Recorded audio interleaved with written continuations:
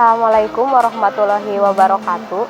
Perkenalkan, nama saya Hani Febrianti, mahasiswa PPG dari Universitas Pakuan, akan melaksanakan video pembelajaran yang berjudul Penyakit pada Sistem Pencernaan Manusia. Proses pelaksanaan video dilaksanakan di SMA Negeri 1 Tanjung Siang pada hari Selasa, tanggal 13 Desember 2022. Selamat menyaksikan. Assalamualaikum warahmatullahi wabarakatuh. Waalaikumsalam warahmatullahi wabarakatuh. Selamat pagi. Pagi. Apa kabar kalian hari ini? Alhamdulillah, luar biasa. Allahu Akbar. Seperti biasa, sebelum memulai pembelajaran, kita berdoa terlebih dahulu ya. Dipimpinnya oleh KM. Untuk KM, silakan dipimpin terlebih dahulu. Sebelum kita melakukan pembelajaran, Al-Fatihah untuk berdoa dulu supaya diberi kepahaman dan kelancaran dalam belajar. Doa dalam hati dipersilakan.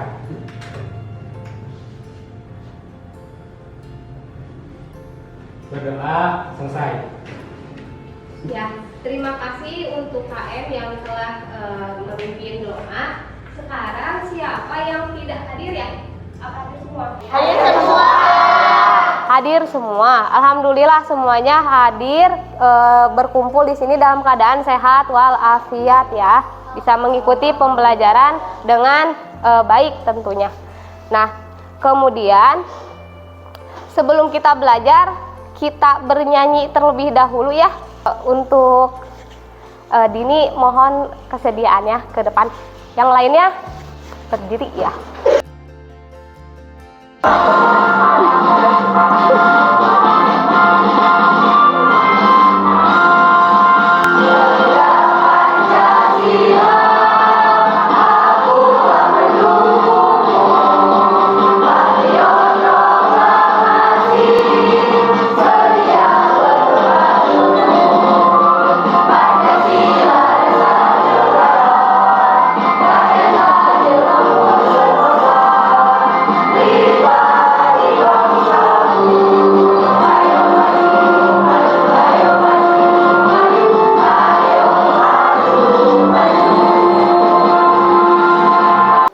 Pertemuan sebelumnya kita sudah belajar tentang apa?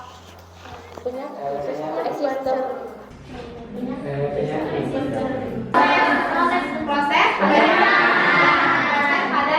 pencernaan. Ada yang masih ingat apa saja tahapan pada proses pencernaan itu? Mulai dari mulut, masuk ke kerongkongan, lambung, usus halus, usus besar, dan anus. Iya, tepuk tangan. Betul. Jadi dari mulut sampai ke anus. Sekarang proses pencernaan itu kan ada dua ya? Ya. Ada apa aja? Siapa lagi yang mau menyebutkan? Ya, Alia. Yang pertama ada pencernaan kimiawi dan yang kedua ada pencernaan mekanik. Iya, betul. Tepuk tangan lagi untuk.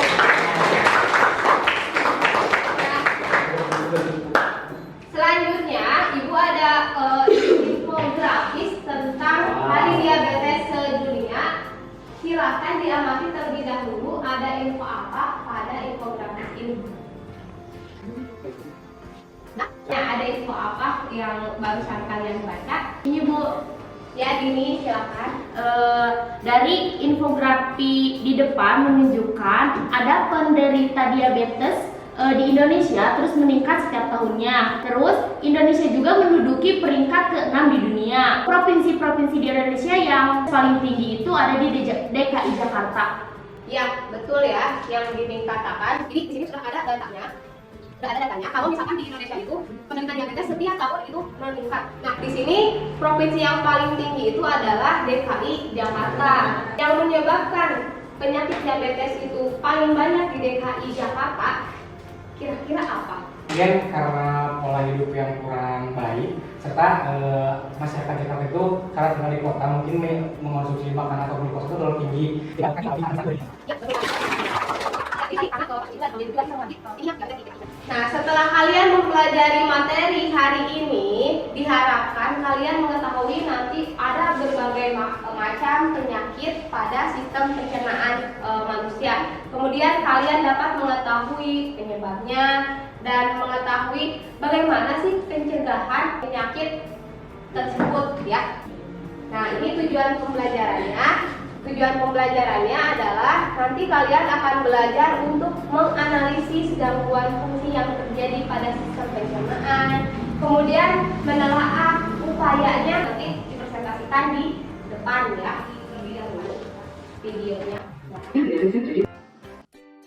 Walaupun makanan membuat perut kita jadi kenyang, tetapi ada beberapa jenis makanan yang buruk bagi pencernaan. Jenis makanan tersebut harus dihindari supaya pencernaan menjadi lebih sehat. Makanan tentunya sangat dibutuhkan bagi manusia agar manusia dapat melakukan berbagai macam aktivitas. Jika manusia mengkonsumsi yang membuat pencernaan buruk, tentunya aktivitas akan menjadi terhambat. Inilah beberapa jenis makanan yang sangat buruk bagi pencernaan. Makan makanan yang digoreng. Makan makanan dengan cara digoreng sangat disukai oleh banyak orang. Contohnya adalah kentang atau ayam goreng, dan kedua makanan ini sangat digemari anak-anak maupun oleh orang dewasa.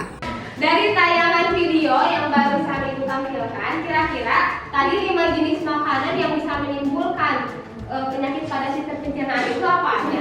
Siapa? Boleh, Neng. Silakan. Makanan yang pedas, yang mengandung susu, keju. Kemudian? Ya. Betul ya. Makanan yang seperti itu bisa memicu penyakit. Kira-kira penyakit apa saja yang bisa ditimbulkan oleh makanan tadi? Ambeien. Kemudian wasir. Kemudian sariawan. Ya, sariawan. Sama apa yang susah buang air? Sembelit. Betul ya, sama sembelit. Penyakit yang akan kita pelajari hari ini itu diare, konstipasi, ada wasir, kemudian ada gastritis, kemudian ada karies gigi ya, pada gigi juga ada sariawan, mah, sama diabetes ya. Nah, untuk sekarang kalian sudah duduk berkelompok? Oke, karena sudah duduk berkelompok, Ibu akan membagikan LKPD terlebih dahulu, kemudian nanti kalian biasa ya di scan barcode. Kalau yang sudah baca materinya yang kemarin Ibu kasihkan, boleh dibuka si modulnya boleh dibuka sambil Ibu membagikan LKPD untuk kalian isi.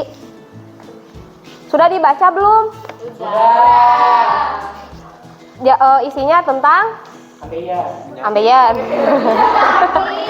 Penyakit. Kelompok 1 mana? Kelompok 1. Iya, ambeien. Penyakit. Hemoroid nama lainnya. Udah banyak wasir, ambeien, diare.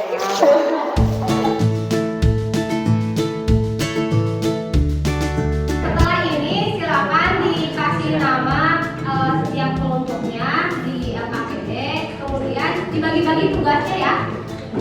Setiap anggota kelompoknya harus kebagian semua, jangan ada yang diam. Jangan ada yang lupa ya.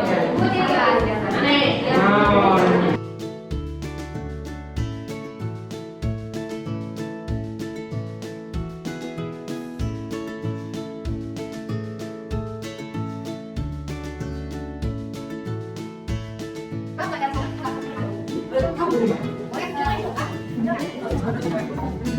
Lima.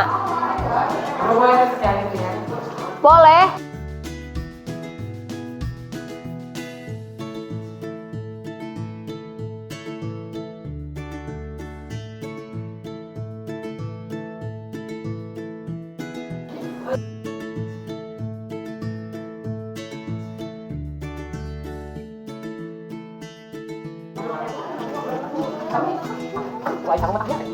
Ya, kalau terkontaminasi ya.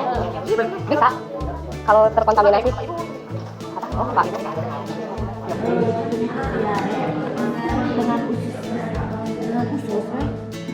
dengan usus adanya infeksi usus atau Litis dapat disebabkan oleh bakteri, parasit, virus, atau jamur. Mak, lihat bagian itu kalau tahu.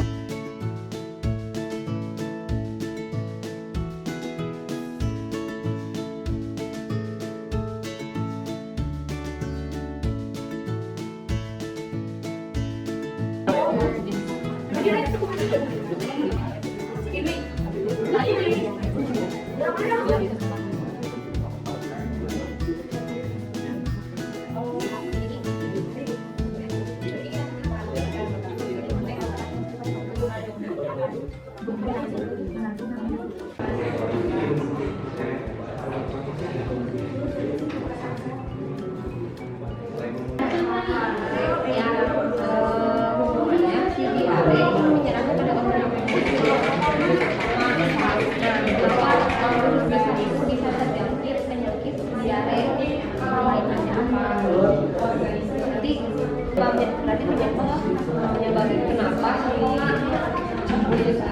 nanti bisa terkena penyakit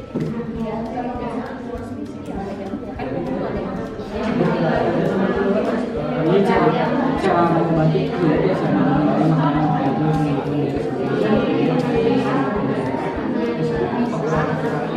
bisa tapi kurang ya kurang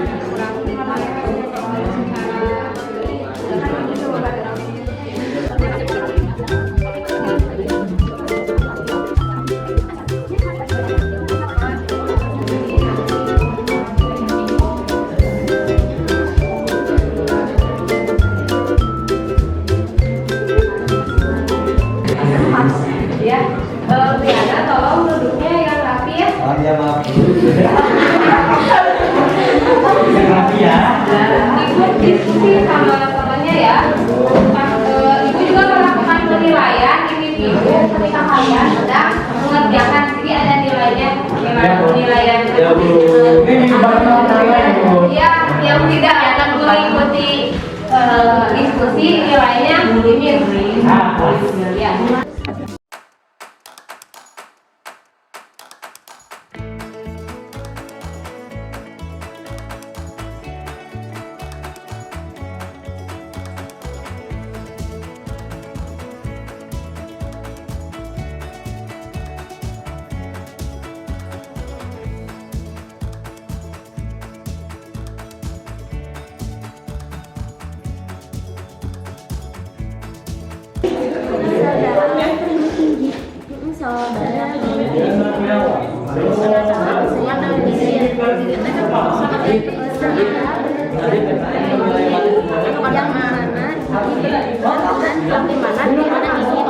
Organ pencernaan yang dimana gigi termasuk organ pencernaan.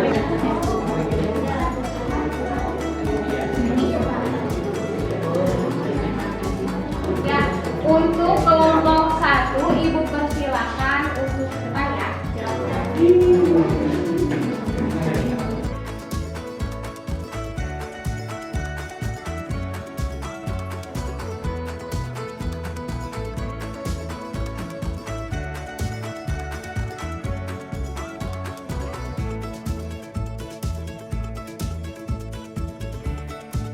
Assalamualaikum warahmatullahi wabarakatuh. Waalaikumsalam warahmatullahi wabarakatuh. Perkenalkan, kami dari kelompok 1. Kami akan menjelaskan hasil kerja kami yang berjudul tentang penyakit diare.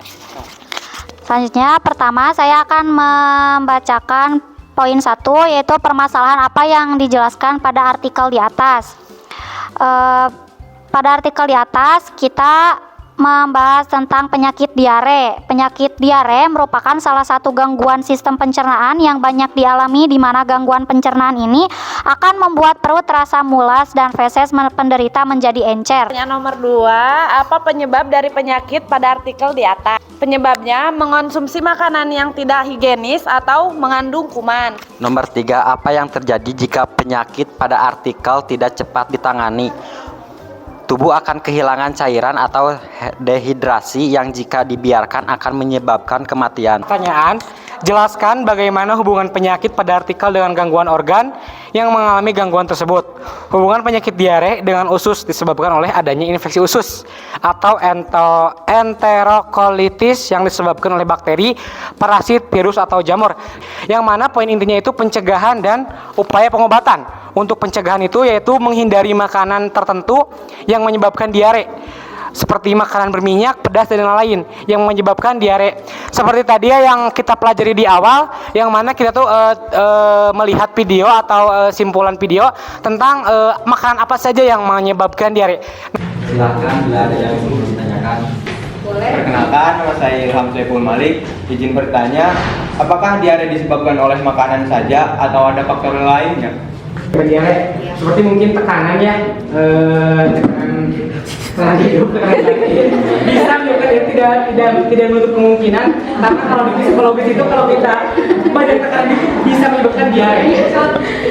Dia menambahkan ya, selain makanan yang bisa menyebabkan diare, ada juga bisa juga dari infeksi. Infeksi virus merupakan penyebab diare yang paling sering terjadi. Terus ada juga efek pasca operasi. Terus ada juga gangguan hormon.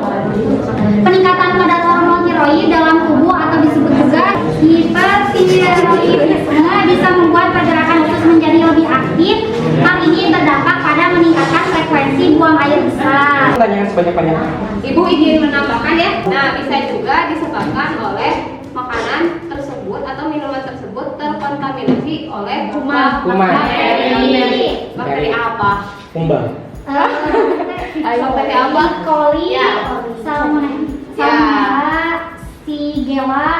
Sekian dari kelompok kami. Wassalamualaikum warahmatullahi wabarakatuh. Waalaikumsalam warahmatullahi wabarakatuh.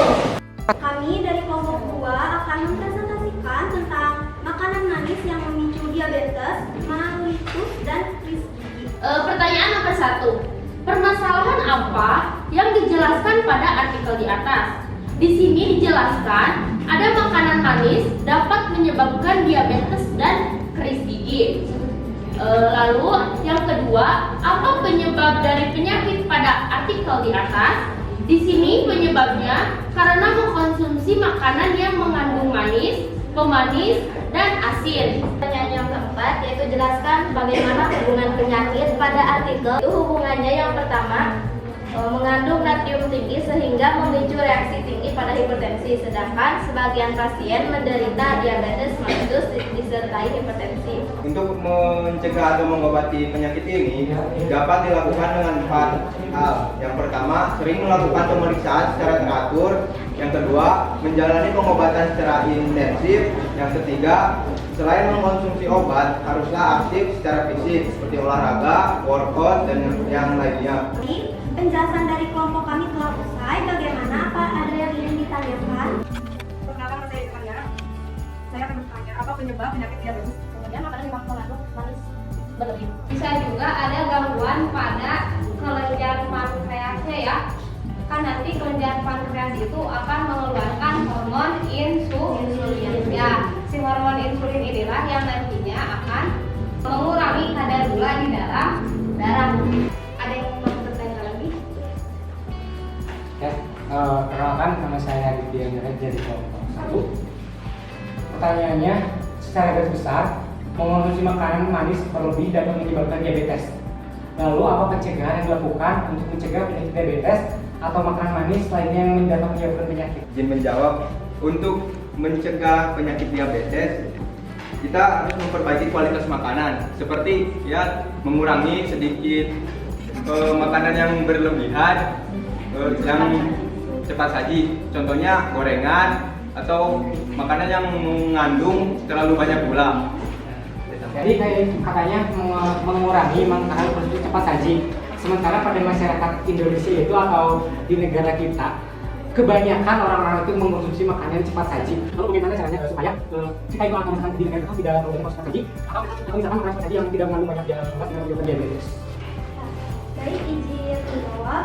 Jadi Indonesia itu kan banyak ya yang kata Adit disebutkan. Nah, kita sebagai warga Indonesia gitu lah ya, kita tuh harus lebih mengurangi makanan junk food gitu, kayak makanan cepat saji. Karena di Indonesia ya, makanan sehat saji itu sangat kayak kopi gitu, itu banyak konsumsi. Jadi kita harusnya lebih perspektif ke makanan bahan seperti misalnya kita menyebabkan ini diabetes ya, diabetes disebabkan oleh manis, manis dan asin. Nah itu sangat dari sayuran jadi buah-buahan. Karena kan Indonesia pun di apa ya, setiap hari pun kita makan nasi gitu. Sementara di luar. Terima kasih yang telah mengajukan pertanyaan dan sekian presentasi dari kelompok 2. Wassalamualaikum warahmatullahi wabarakatuh.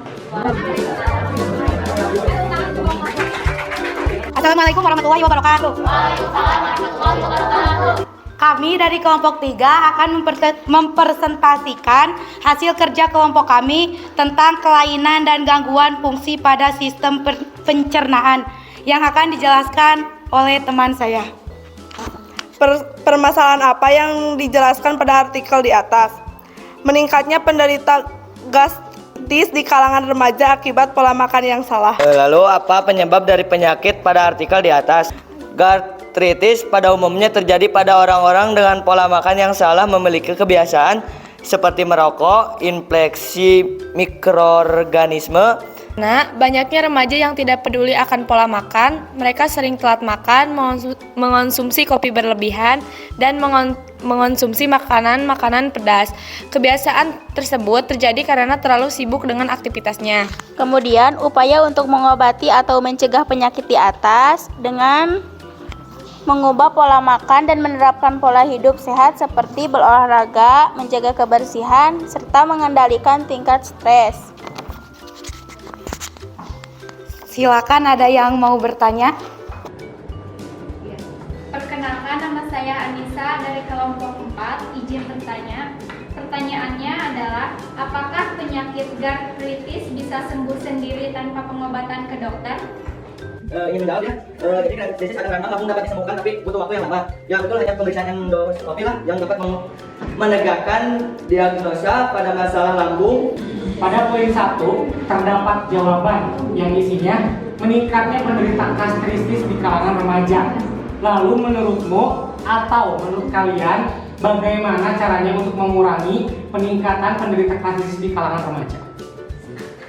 Izin menjawab ya. Jadi mengubah pola makan dan menerapkan pola hidup sehat seperti berolahraga, menjaga kebersihan serta mengendalikan tingkat stres. Terima kasih yang sudah bertanya. Mohon maaf bila ada kesalahan. Wassalamualaikum warahmatullahi wabarakatuh.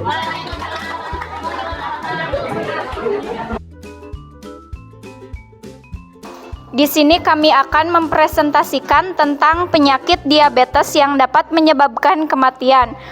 Diabetes adalah penyakit kronis yang ditandai dengan tingginya kadar gula darah. Glukosa merupakan sumber energi utama bagi sel tubuh manusia. Akan tetapi, pada penderita diabetes, glukosa tersebut tidak dapat digunakan oleh tubuh. Penyakit diabetes dapat mengancam anak-anak dan orang dewasa. Ini karena diabetes dapat membuat komplikasi ke ginjal, mata, kemudian saraf. Saraf bagian bawah seperti neutropati, perifer, kardiovaskular, dan juga jantung, sehingga gangguan saraf ini dapat menyebabkan kematian. Yang keempat, gejala apa yang ditimbulkan pada penyakit di sini? Kelaparan dan kelelahan, kencing lebih sering dan menjadi mudah haus, mulut kering dan kulit gatal, penglihatan kabur, infeksi jamur, penyembuhan luka yang lambat, penurunan berat badan, mual, dan juga muntah. Upaya apa saja yang dapat dilakukan untuk mengobati atau mencegah diabetes? Yaitu diantaranya dengan cara 1. Menjaga berat badan ideal. Ini untuk mengurangi resiko terkena diabetes, karena kelebihan berat badan merupakan salah satu faktor utama remaja beresiko terkena diabetes tipe 2. 2. Mengonsumsi makanan sehat, seperti buah-buahan dan sayuran, dapat menurunkan resiko terkena penyakit diabetes. Yang ketiga, menggantikan gula dengan pemanis rendah kalori yang mengandung kromium untuk meningkatkan fungsi insulin sehingga biasa mengontrol gula darah dalam tubuh. Yang keempat, rutin beraktivitas fisik dan olahraga setidaknya 30 menit sehari dapat membantu mengurangi resiko terkena diabetes. Silahkan, apakah ada yang mau bertanya? Perkenalkan, nama saya Fidiana dari kelompok 5 ingin bertanya. Yang kita tahu, diabetes ini paling banyak atau paling sering menyerang orang dewasa. Apakah diabetes juga dapat menyerang pada anak-anak? Baik, terima kasih atas pertanyaannya. Ingin menjawab, penyakit diabetes tidak hanya bisa dialami oleh orang dewasa, tetapi juga pada anak-anak. Biasanya, penyebab diabetes pada anak-anak adalah karena faktor keturunan ataupun adanya gangguan fungsi pankreas.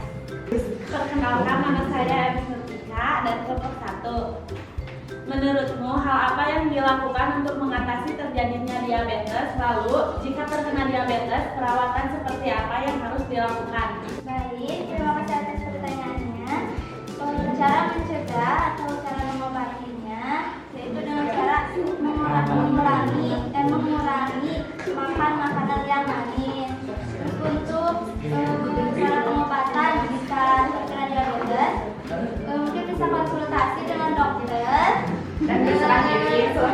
Dan untuk pengobatan lebih lanjutnya mungkin bisa ya, jika sudah parah bisa dioperasi atau kadang-kadang yang bisa sampai diamputasi.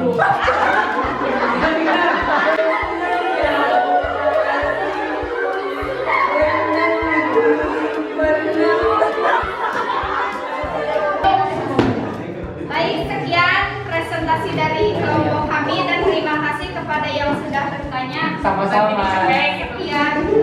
Wassalamualaikum warahmatullahi Perkenalkan, kami dari kelompok 5 akan menjelaskan tentang hemoroid atau ambeien. Nah, untuk pertanyaan yang pertama, penyakit apa yang ada pada artikel di atas? Nah, penyakit pada artikel di atas yaitu penyakit ambeien atau wasir atau juga bisa disebut hemoroid. Penyakit ambeien atau wasir adalah penyakit yang terjadi karena bengkaknya pembuluh darah di vena yang terjadi di bawah rektum dan di sekitar anus. Nah, penyakit ambeien ini dibagi menjadi dua. Ada hemoroid internal dan ada hemoroid eksternal. Untuk soal yang kedua, yaitu bagaimana gejala yang dialami penderita sehingga mengidap penyakit tersebut. Tanda dan gejala yang dialami penderita yaitu ada benjolan keras kecil dan dirasa lembut di dekat anus. Kemudian anus terasa gatal dan nyeri saat duduk hingga feses disertai darah. Baik, pertanyaan yang ketiga, faktor apa saja yang menyebabkan penyakit pada artikel di atas? Faktor yang dapat mempengaruhi penyakit ambien ini adalah terlalu lama duduk jika kerja, mengangkut beban berat, dan faktor usia serta karena adanya tekanan yang terlalu kuat, misalnya saat BAB lalu mengejan terlalu kuat. Menurut kalian, bahayakah penyakit tersebut? Saya jawab, penyakit ambien ini tidak terlalu berbahaya, namun penyakit ambien cukup berbahaya apabila dibiarkan. Jika tidak diobati, penyakit ambien atau wasir akan lebih nambah parah seperti timbul polip pada usus besar.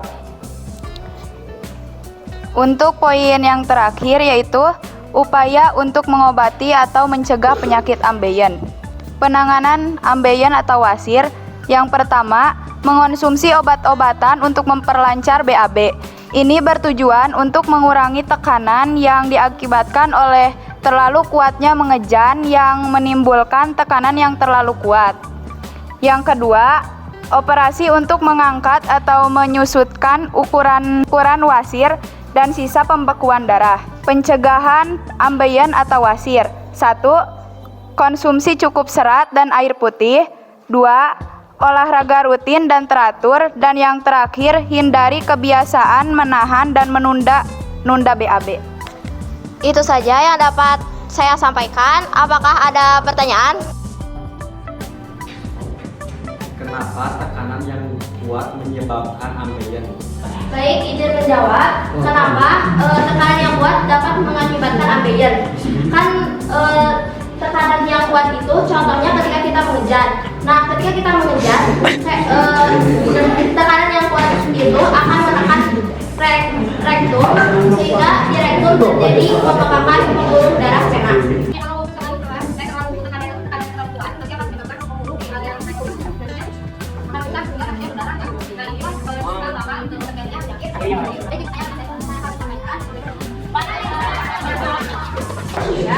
Ya, terima kasih untuk kalian. Sekarang yang sudah mempresentasikan semua hasil diskusinya.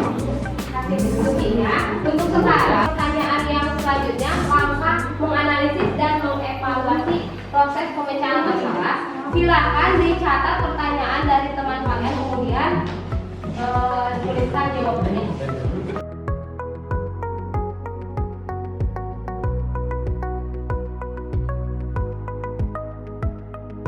Sudah, Sudah, ya.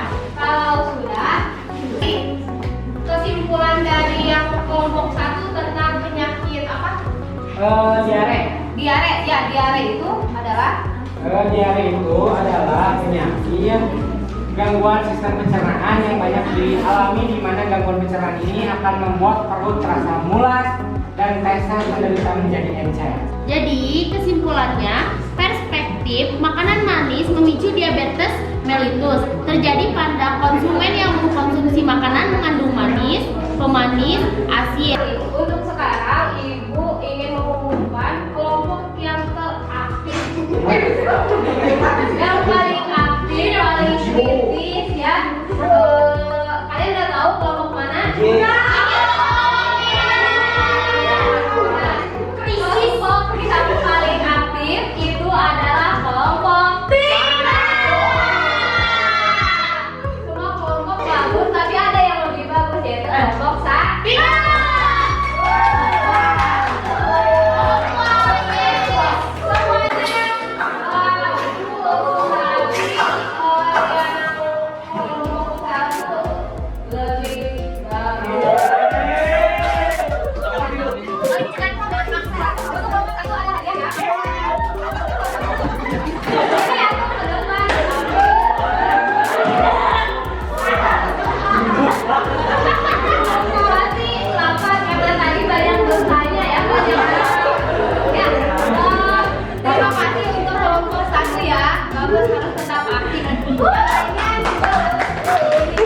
Kita simpulkan hasil pembelajaran kita hari ini. Jadi semua ya disimpulkan. Siapa yang bisa menyimpulkan penyakit apa saja yang baru saja?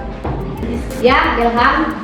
Untuk kesimpulannya, dari pembelajaran hari ini kita mendapatkan 5 penyakit, yaitu yang pertama diare, diabetes, krisis gigi, ambien, diabetes versi 2. Mungkin itu saja. Ya, itu saja. Ada lagi yang mau menambahkan? Tidak. Jadi untuk pencegahannya kita harus bagaimana?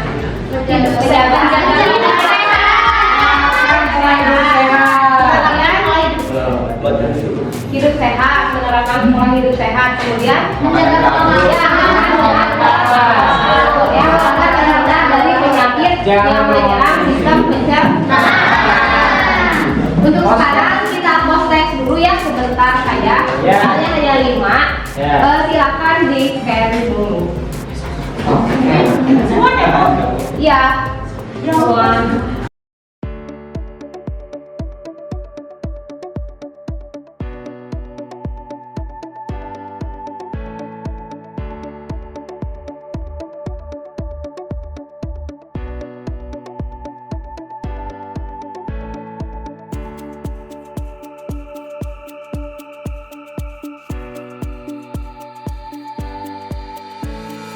Sudah dikerjakan semua? Sudah. Bagaimana pembelajaran kita hari ini? Menyenangkan. Ada kendala tidak tadi ketika belajar tentang penyakit ini? Tidak. Semuanya aman dan lancar. Jangan lupa nanti LKPD-nya dikumpulkan di depan ya, tiap kelompok. Nanti Ibu mau nilai. Nah, untuk minggu depan kita ulangan ya. Iya.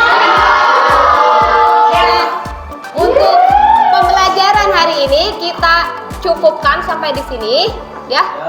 Jangan lupa belajar. Mudah-mudahan ilmu yang kita pelajari hari ini bermanfaat. Ya, kita tutup pembelajaran hari ini dengan mengucap ya. Wassalamualaikum warahmatullahi wabarakatuh.